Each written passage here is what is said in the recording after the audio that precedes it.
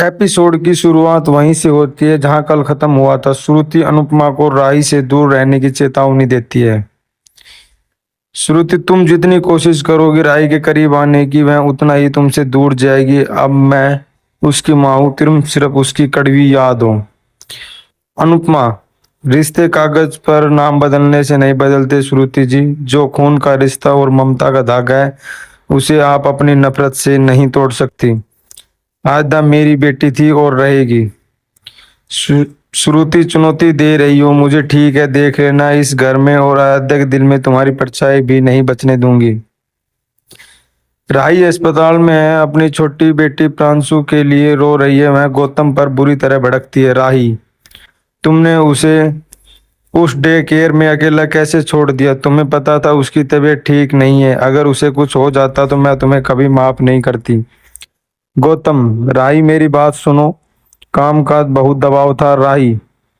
काम मेरी बेटी से बड़ा नहीं। पुलिस बुलाऊं? मैं इस लापरवाही के खिलाफ केस दर्ज कराऊंगी। जो अपनी जिम्मेदारी नहीं निभा सकता उसे सजा मिलनी चाहिए।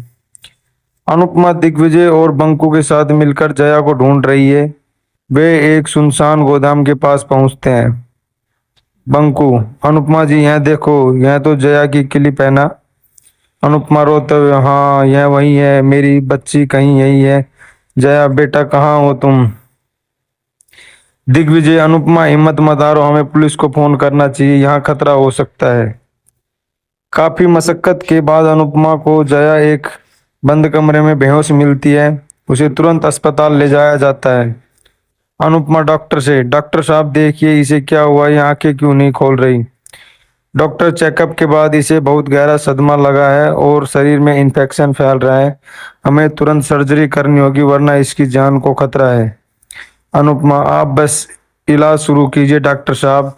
डॉक्टर, इलाज शुरू करने के लिए आपको 1 लाख रुपए जमा करानी है, अस्पताल का नियम है।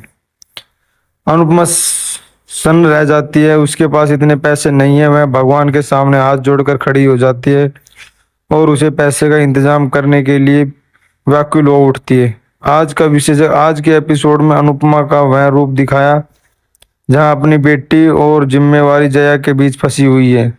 श्रुति की कड़वाहट आज अपनी चरम सीमा पर थी।